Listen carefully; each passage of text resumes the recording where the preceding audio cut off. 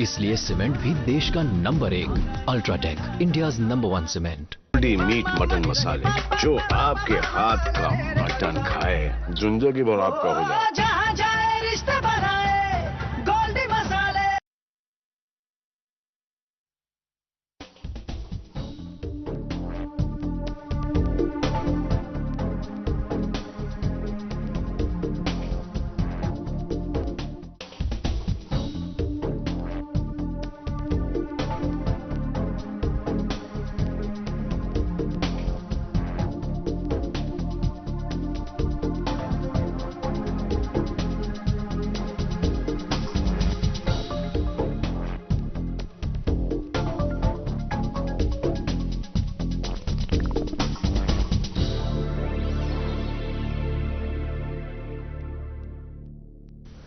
नाजरीन आदाब, प्रोग्राम कानून और इंसाफ की बात लेकर आपकी खिदमत में हाजिर है, जिसमें हमारा ताउन करती है Jammu Kashmir legal service authority.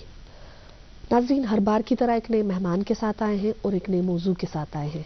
आज हम जिस मौजू पे बात करेंगे, असल में एक स्कीम के बारे में बात करेंगे, वो है legal services to the workers in unorganised sector scheme 2015। हम जानेंगे कि क्या है ये स्कीम और कैसे इस स्कीम के तहत बेनिफिट्स दिए गए हैं अनऑर्गेनाइज्ड सेक्टर्स में जो वर्कर्स हैं, उनकी जो प्रॉब्लम्स है उनका कैसे अजाला किया गया है इस स्कीम के तहत। इस मौजू पे बात करने के लिए आज हमने अपने स्टूडियो में दावत दी है। जो आज के हमारे मेहमान जज साहब हैं, सुशील सिंह जी हैं, जो कि सब जज सेक्रेटरी डालसा पुलवामा में तैनात हैं। जज साहब, आपका हमारे प्रोग्राम में आने के लिए बहुत बहुत शुक्रिया। जैसे कि हमने शुरुआत में ही बोला कि आज हम बात कर रहे हैं legal services to the workers in unorganised sector scheme 2015। तो सबसे पहले हम जानेंगे कि क्या है ये स्कीम और कैसे इस स्कीम का वजूद आया। नमस्कार गजाला मैडम, सबसे पहले मैं शुक्रिया अदा करता हूं कि आपने मुझे इस प्रोग्राम पे इनवाइट किया।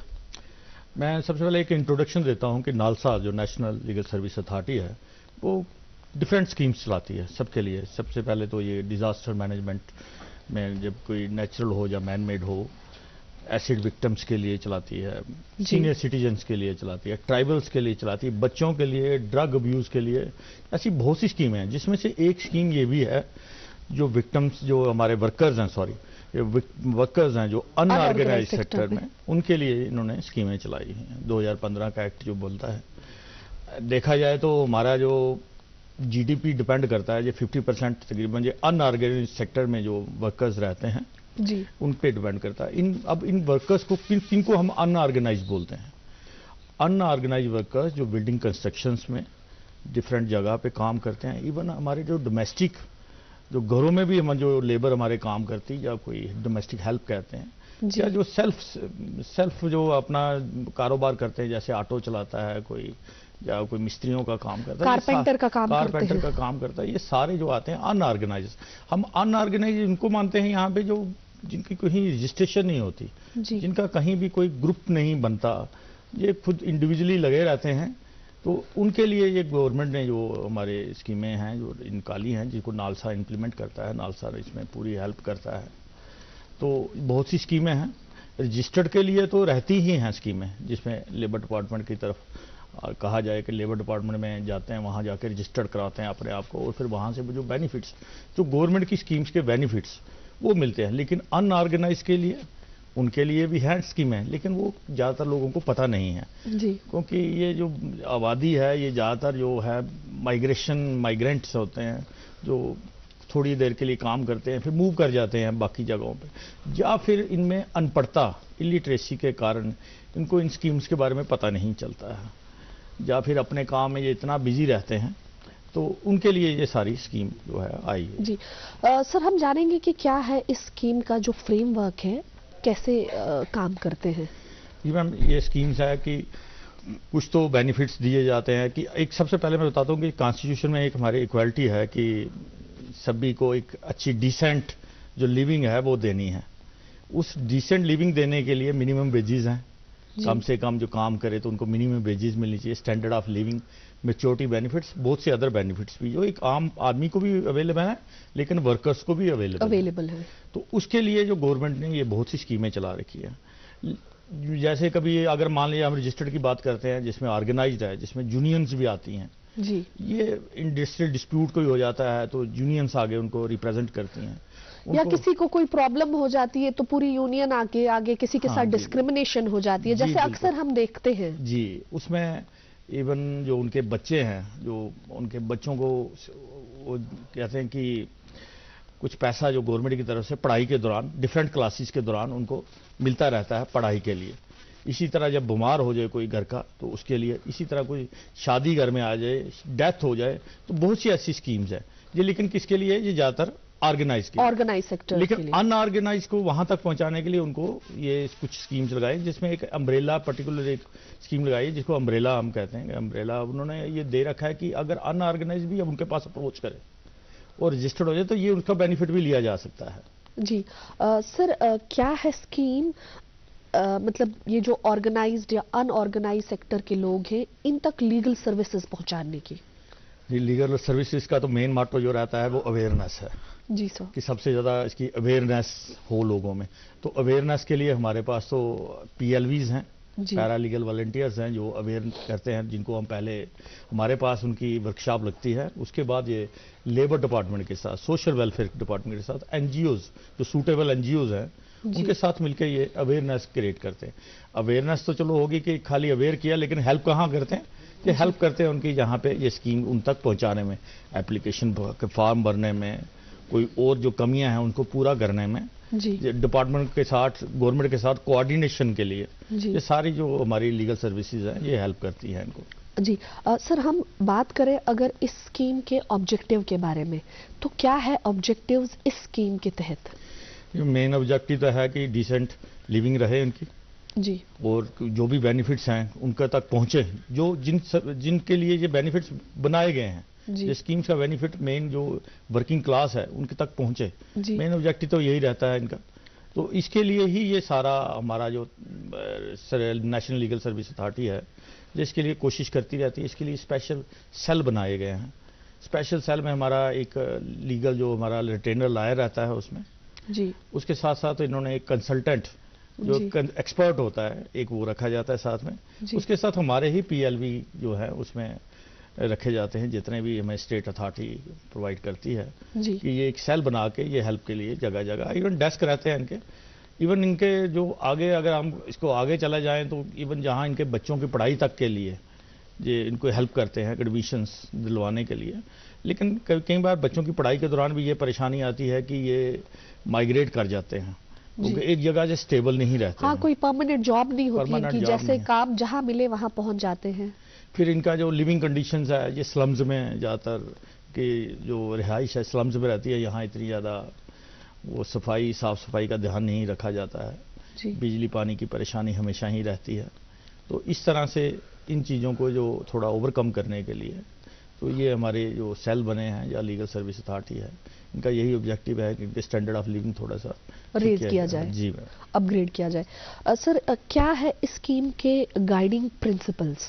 जी, गाइडिंग प्रिंसिपल्स तो मैम हम ये कहेंगे कि सबसे पहले तो अवेयरनेस ही हमें इसमें इम्पॉर्टेंट चीज़, तो फिर वही बात आती है अवेयरनेस। फिर इनको कम से कम इनके ग्रुप्स बना के, इनके जो ग्रुप बना के उनको अवेयर किया जाए।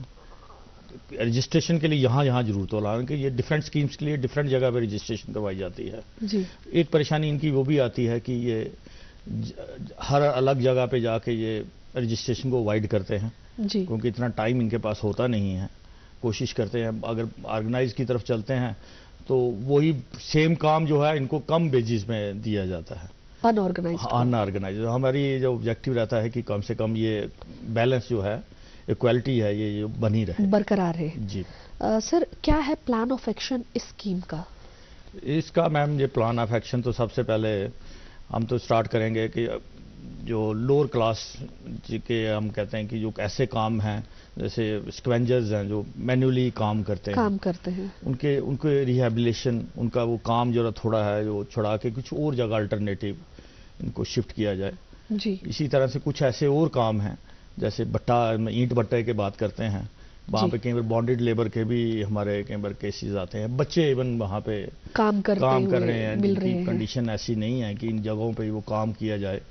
तो उनको भी वहाँ से फिर बिल्डिंग एंड कंस्ट्रक्शंस का यहाँ पे जो वर्कर्स हैं वो भी काफ़ी जो है परेशानियाँ सहन करते हैं, क्योंकि उनका जो एम्प्लॉयर होता है वो उनको बेसिक फैसिलिटीज़ प्रोवाइड नहीं करता है। सर यहाँ पे अगर देखा जाए इस स्कीम के तहत अगर कहीं पे कंस्ट्रक्शन की साइट है, कंस्ट्रक्शन चल रही है और वो ऑर्गेनाइज सेक्टर के लोग वहां नहीं कर रहे, अनऑर्गेनाइज सेक्टर के लोग कर रहे हैं, यानी लीगल सर्विस अथॉरिटी को ये अथॉरिटी है स्कीम के तहत कि वो जाकर वहां इंस्पेक्ट कर सकती है। जी बिल्कुल मैम, ये एडमिनिस्ट्रेशन के साथ मिलकर, जी अकेले नहीं, अकेले तो नहीं, हाँ पूरा डिपार्टमेंट, लेबर डिपार्टमेंट, जो गवर्नमेंट के जो डिपार्टमेंट, सोशल वेलफेयर के डिपार्टमेंट जो इसके साथ जुड़े हुए हैं, लेबर के साथ जुड़े हैं, उनको साथ लेके वहां पे पूरा ये चेक कर सकते हैं और इम्प्लीमेंट करवाने की कोशिश कर सकते हैं जी सर। कि जो बेनिफिट्स इनको मिलने चाहिए वर्किंग कंडीशंस के लिए वो इनको दिलवाए जाएं।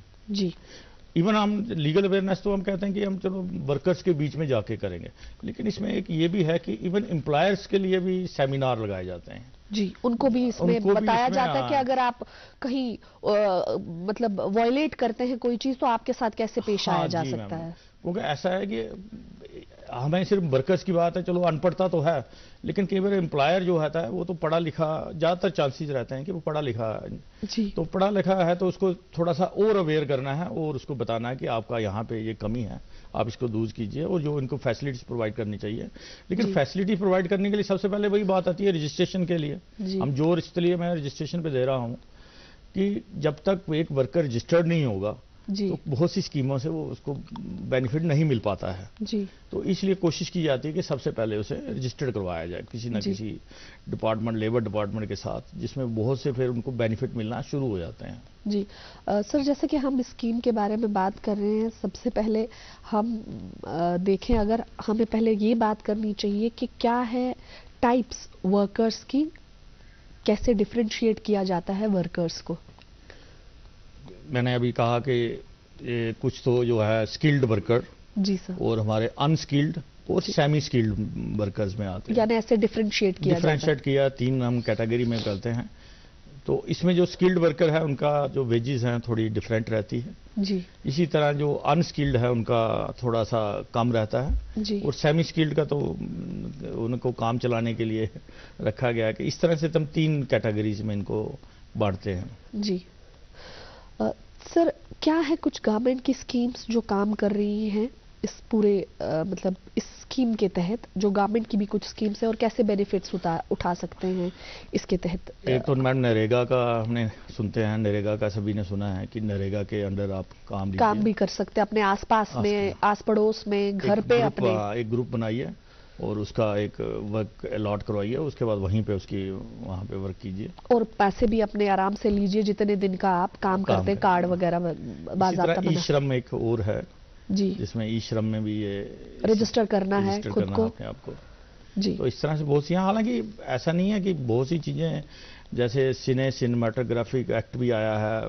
बिल्डिंग एंड कंस्ट्रक्शन एक्ट आया हुआ है, बीड़ी एंड सिगार एक्ट, ये बहुत से ऐसे स्कीम्स ऑलरेडी है इनके लिए भी, लेकिन फिर भी कुछ जगहों पे अभी ये स्कीमें नहीं पहुंची हैं जी। अब कई स्टेट्स ने भी इनको इम्प्लीमेंट नहीं किया है, तो उसके लिए भी लीगल सर्विस अथॉरिटी जो अपने एग्जीक्यूटिव चेयरमैन से बात करके और अपने मेंबर सेक्रेटरी के साथ कॉन्फिडेंस में लेके तो PIL के थ्रू भी कई बार इनको इम्प्लीमेंट कराने की कोशिश की जाती है जहाँ पे ये रजिस्टर्ड नहीं है या जहाँ पे ये स्कीम अभी लागू ही नहीं की गई है।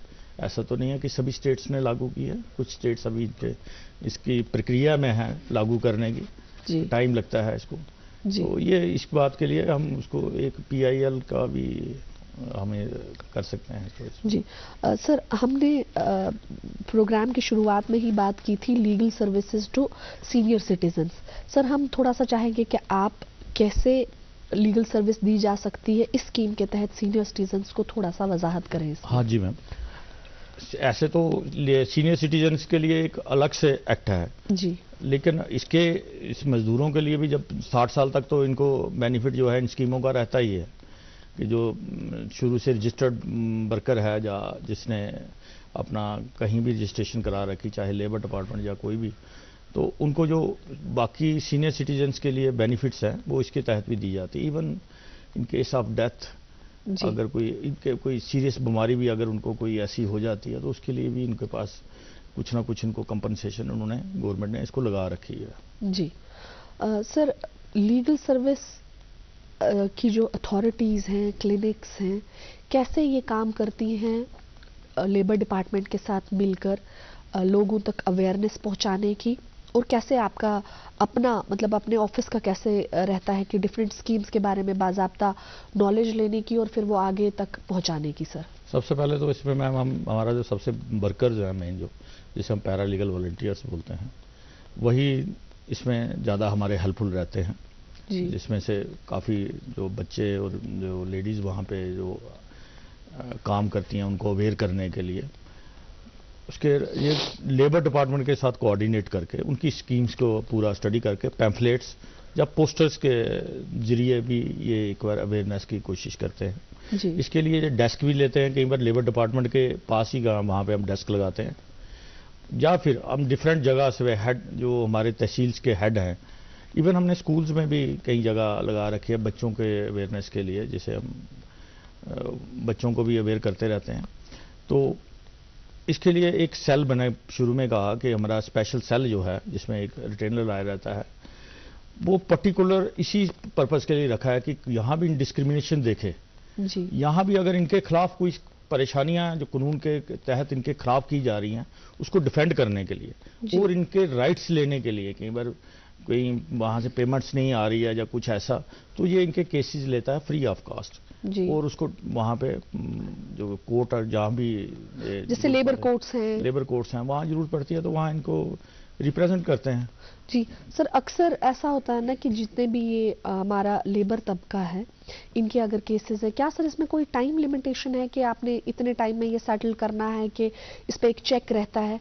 क्योंकि अगर वो लोग लिटिगेशन में जाएंगे और अपने दिन जिनका काम दिहाड़ी के हिसाब से होता है वो कोर्ट्स में देंगे, उनका तो काफी नुकसान होगा सर। जी मैम, इसके लिए तो वैसे शॉर्टेस्ट पॉसिबल टाइम जो है लिया जाता है। जी, कोशिश यही है, लेकिन हर वक्त उनकी पर्सनल प्रेजेंस की तो इतनी जरूरत रहती नहीं है, क्योंकि ये लेबर क्लास के हैं तो इसके लिए पर्टिकुलर उनकी पर्सनल हाजिरी जो है, अटेंडेंस जैसे बोलते हैं, वो इतना प्रेस नहीं की जाती है।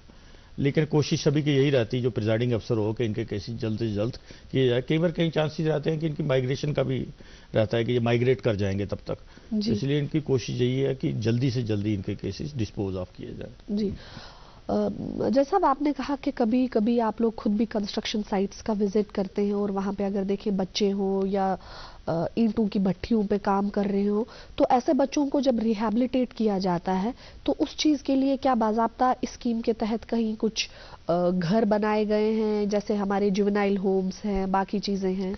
जी मैम, बिल्कुल इनके लिए है, और साइट इंस्पेक्ट करते, मैंने कहा कि जैसे लेबर डिपार्टमेंट के साथ जब सूटेबल एनजीओ क्योंकि बहुत सी एनजीओ आती हैं, लेकिन पर्टिकुलर हम इसमें से देखते हैं कि जो पर्टिकुलर इस बच्चों के लिए काम कर रही है उनके लिए साथ रख के ये जो हमारे रिहैबिलिटेशन होम्स हैं, जुवेनाइल जस्टिस बोर्ड बना हुआ है, चाइल्ड वेलफेयर कमेटी बनी हुई है सोशल वेलफेयर की तरफ से, जो बच्चों के वेलफेयर के लिए ही बनाई गई। इवन अगर इनके खिलाफ कोई हिंसा या कोई ऐसी बात या क्राइम हो रहा है तो उसके लिए भी सेपरेट डीलिंग के लिए जो दोनों डिपार्टमेंट काम करते हैं। जैसे कि आजकल आए दिन हम देख रहे हैं कि चाइल्ड वेलफेयर कमेटीज जो है बहुत अच्छा काम कर रही हैं, डिफरेंट जगहों पे जाकर इंस्पेक्शंस कर रहे हैं और वहाँ पे अगर कुछ बच्चे हैं उनको रिहैबिलिटेट भी किया जाता है। जी, जैसा आपने कहा कि इसमें आप कुछ एनजीओज को साथ लेकर, क्या इनकी बेहतरी के लिए कुछ एनजीओज के साथ मिलकर डिफरेंट डिपार्टमेंट्स और हमारा लीगल सर्विस अथॉरिटी डिपार्टमेंट कुछ और फंड्स रेज करके इनकी रिहैबिलिटेशन के लिए कुछ और भी मजीद काम कर रही है इस स्कीम के तहत? जी मैम, बिल्कुल कर रही है। इवन तो हमने ये जो लेबर रजिस्टर्ड लेबर है उनका तो कुछ अमाउंट कटता रहता है हर महीने, तो जिससे जो पैसा इकट्ठा हो तो गवर्नमेंट का अपनी तरफ से भी इसमें जो है हेल्प कर लेती है। एनजीओ के लिए हम कहते हैं कई बार उनके पास भी बहुत से सोर्सेज होते हैं जिससे वो पैसा थोड़ा सा इकट्ठा कर लेते हैं, तो वो ये रिहैबिलिटेट करने के लिए पूरा उसमें इस्तेमाल किया जाता है। जी, इसमें जैसा यहाँ जैसे मतलब पुलवामा की बात करें या बाकी डिस्ट्रिक्ट्स की बात करें, क्या लेबर्स को अगर प्रॉब्लम हो, क्या वो वाकई में लीगल सर्विस अथॉरिटी का दरवाज़ा खटखटाते हैं, वहाँ तक पहुँचते हैं? अगर कोई भी नॉलेज उनको ज़रूरत हो, क्या वो अप्रोच करते हैं? जी मैम, अभी तक तो पर्टिकुलर कोई केस आया नहीं है, जी लेकिन फिर भी हमारे जो लीगल वॉलंटियर्स हैं ये जी। मूव करते रहते हैं, आइडेंटिफाई करते हैं कई जगहों पे। जी हालांकि इसमें इंस्ट्रक्शंस तो ये है कि लॉ स्टूडेंट्स जो हैं उनको भी इन्वॉल्व किया जाए जी पर्टिकुलर आइडेंटिफाई करने के लिए। जी लेकिन उसके बावजूद हम लेबर डिपार्टमेंट या ये चाइल्ड वेलफेयर कमेटी या सोशल वेलफेयर के साथ मिलकर हम तकरीबन इनका या कुछ ना कुछ ये इनके लिए चलते ही रहते हैं स्कीम्स। 2-3 जगह पे कैंप्स लगाए गए हैं। जी गोल्डी मीट मटन मसाले, जो आपके हाथ का मटन खाए जिंदगी भर आपका हो जाए। कंस्ट्रक्शन साइट्स पे यहाँ पे लार्ज स्केल पे कंस्ट्रक्शन हो रही है, तो कोशिश होती है कि इनको जो भी बेनिफिट है वो दिलवाया जाए। जी अक्सर देखा गया है कि अगर कोई शख्स कहीं किसी के पास काम कर रहा है, किसी ठेकेदार के पास काम कर रहा है या कहीं किसी फैक्ट्री पे या कहीं पे भी काम कर रहा है, तो उसके पैसे जो ठेकेदार है वो वक्त पे नहीं देता है, तो अदा नहीं करता है। तो वैसी सूरत में ये जो लेबर है ये चक्कर काटता रहता है उसके घर के कि पैसा मुझे कब मिलेगा, कब मैं उससे पैसा लूंगा। तो इसको ये नहीं पता है कि मैंने कहाँ जाना है। जी तो क्या उसमें एक टाइम फ्रेम है कि वो अपना टाइम वेस्ट कर रहा है इस स्कीम के तहत, या एक लॉ नोइंग हम देखें अगर लॉ नोइंग इंसान होने के तहत हम क्या उसका वो जो टाइम है उसको बता सकते हैं कि उस चीज में उसने कैसे क्या करना है और कहाँ अप्रोच करना है? मैम इसके लिए तो ये जैसे आज एक प्रोग्राम टीवी के थ्रू चल रहा है। जी सर। रेडियो स्टेशंस डिफरेंट जो हमारे रेडियो की तरफ से भी या लीगल सर्विस अथॉरिटी को अप्रोच कर सकता है। अप्रोच करे हमारे, तो हमारे नंबर डिस्प्ले रहते हैं तहसील लेवल पे भी, तहसील ऑफिसेज में। हर तहसील पे हमारा एक लीगल सर्विस डिपार्टमेंट है जिसका मैंने कहा कि हेड हमारे एक जज साहब होते हैं वहाँ के तहसील के। तो यहाँ पे हेडक्वार्टर पे एक बार अप्रोच कर ले या टेलीफोनिकली भी हमें कन्वे कर दे।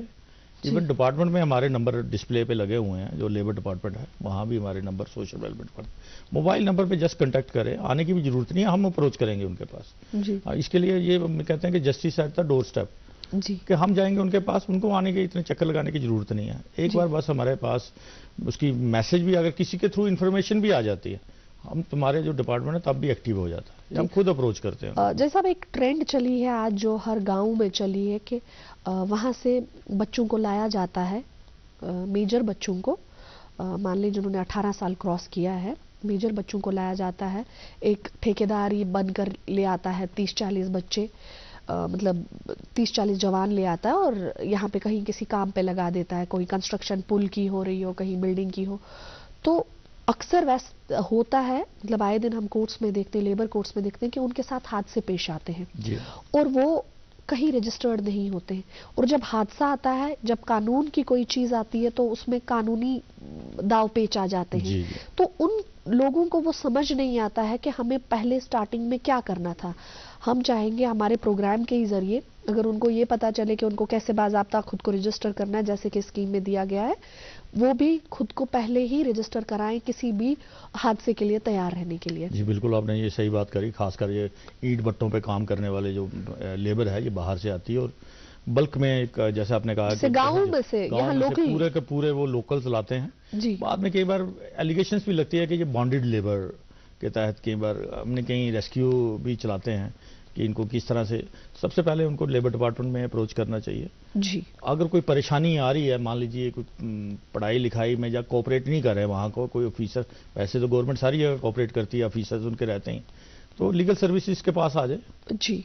एक बार हमारे पास आएगा तो पर्टिकुलर हम उन्हें रजिस्टर्ड करवाएंगे कि कल को कोई हादसा, इवन उनके जो पैसे जो उनकी लेबर के बनते हैं जी। वो भी कोई अगर वो अड़चन डालता है तो वो भी उनको दिलवाए जाएंगे। इंश्योर्ड नहीं होते हैं वो कभी। ऐसे अक्सर देखा गया है क्लेम्स में कि जब भी ये जो लेबर क्लास आता है, हमारा गांव से आता है या बाहर से आता है, तो जब बात आती है उनको कॉम्पनसेट करने की, तो काफी सारी जो टेक्निकल चीजें हैं वो रुकावट बनती हैं उनका जो कॉम्पनसेशन है वो सेटल करने के लिए। तब अक्सर एक चीज आ जाती है कि ये इंश्योर्ड नहीं थे, बाज़ाब्ता ये काम कर रहे थे, इन्होंने काम किया, हम वो कहीं डिनाई नहीं करते, लेकिन इंश्योर्ड नहीं थे। तो ये सारी चीजें पहले ही एक लेबर को या पहले ही अगर उनको पता होती तो शायद ये प्रॉब्लम्स उनके साथ नहीं होती। बिल्कुल मैम। लीगल सर्विस अथॉरिटी जो है ये तो एक ब्रिज है बिटवीन लेबर एंड जो डिपार्टमेंट्स हैं, गवर्नमेंट के डिपार्टमेंट्स हैं, उनके बीच में एक ब्रिज का काम करती है। ब्रिज के साथ साथ ये हेल्प भी करती है जी। अगर उन्हें कहीं कोई पढ़ाई लिखाई फॉर्म भरने में या कोई ऐसी स्कीमों के बेनिफिट्स लेने हैं तो ये हमारी लीगल सर्विस अथॉरिटी उसके साथ साथ खड़ी है। जी बिल्कुल, जो आते ही ये सारी चीज़ें, जैसे इंश्योरेंस की आपने बड़ी अच्छी बात कही कि इंश्योरेंस के बारे में तो लेबर को इतना पता भी नहीं होता है। जी अनपढ़ता के कारण या किसी और कारण उनको ये चीज़ों का वहाँ तक पहुँच ही नहीं है। जी दूसरी स्टेट से कई बार ये आए होते हैं तो यहाँ के स्टेट्स में क्या लॉज हैं, उनके लिए क्या बेनिफिट्स है, वो भी उनके पता नहीं होता है। जी तो अगर ये कोई ना उनमें से कोई बंदा जो एक या कोई सारे ही अगर हमें अप्रोच करें तो ये काफ़ी हेल्पफुल रह सकता है उनका। जी जैसा अगर कोई लेबर है, विक्टिम की सूरत में उसको ये नहीं पता है कि मुझे लॉयर कैसे करना है मैनेज, क्या वो लीगल सर्विस अथॉरिटी में आके डायरेक्टली भी एप्लीकेशन कर सकता है? जी बिल्कुल मैम, बिल्कुल डायरेक्टली। मैंने पहले ही कहा कि इसके लिए हमारा विशेष एक सेल बना रहता है जो पर्टिकुलर लेबर के केसेस देखने के लिए ही रहा है, और उनको गवर्नमेंट की तरफ से जो भी हमारी स्टेट अथॉरिटी उसको पेमेंट रिम्यूनरेशन जो देना चाहे जी तो वो उसको मिलती है वहाँ से। उसमें हमारे पैरालीगल वॉलंटियर्स भी हैं और कंसल्टेंट भी है इवन। तो ये जो सेल है ये उनकी बड़ी मदद करने के लिए है। जैसा अब एक मैसेज जो हमारे नाजरीन के लिए हो इस प्रोग्राम के हवाले से। जी मैं तो ये सबसे पहले शुक्रिया अदा करता हूँ दूरदर्शन का और आपका मैम कि आपने हमें बुलाया यहाँ पे और पर्टिकुलर उस क्लास की बात की जिसके बारे में बहुत कम लोग सोचते हैं। हालांकि गवर्नमेंट ने इसके लिए बहुत ज़्यादा सोचा भी हुआ है और स्कीम्स भी हैं उसके लिए, लेकिन उन तक बेनिफिट पहुँचता नहीं है। तो आप हमें अप्रोच कीजिए, लीगल सर्विस अथॉरिटीज़ कहीं भी स्टेट की कहीं भी आपको तहसील लेवल पे, डिस्ट्रिक्ट लेवल पे, चाहे आप इवन हमारे पैरालीगल वॉलंटियर्स को अप्रोच कीजिए। अप्रोच करने का ये मतलब नहीं कि आपको आना है, फिजिकली आना है, आप एक टेलीफोन भी हमें करिए, हम आपके लिए अवेलेबल हैं। शुक्रिया मैम। सर आपका हमारे प्रोग्राम में आने के लिए बहुत बहुत शुक्रिया। Thank you. जी नाजरीन, आपने देखा कि कैसे इस स्कीम के तहत बेनिफिट्स दिए गए हैं हमारे अनऑर्गेनाइज सेक्टर के जो वर्कर्स हैं उनको। हम सबसे पहले आपसे यही बोलना चाहेंगे, जब भी कभी हमारे ये भाई अनऑर्गेनाइज सेक्टर्स के वर्कर्स जब कहीं काम करने के लिए आते हैं, वहाँ जाके वहाँ का जो कंसर्न लेबर डिपार्टमेंट है वहाँ जाकर पूरी नॉलेज ले लें वो कि काम शुरू करने से पहले उनको खुद को कैसे रजिस्टर करना है, किसी भी खतरे के लिए कैसे तैयार रहना है। और अगर आपके आसपास में कहीं बच्चों से काम करवाया जाता है या आपको लगता है कि किसी से जबरन काम करवाया जा रहा है, उसकी विश के खिलाफ काम करवाया जा सकता, उसमें आप भी अपना रोल अदा करें। उसमें जो भी कंसर्न डिपार्टमेंट है या हमारी जो लीगल सर्विस अथॉरिटी है उन तक अप्रोच करें और उन जो लेबर्स होंगे या बॉन्डेड लेबर्स जिनको हम बोलेंगे उनकी मदद करें। नाजरीन, ऐसे ही कुछ और इंटरेस्टिंग मौजूज के साथ और कुछ नए मेहमानों के साथ आपकी खिदमत में फिर पेश होंगे। जब तक के लिए अल्लाह हाफिज।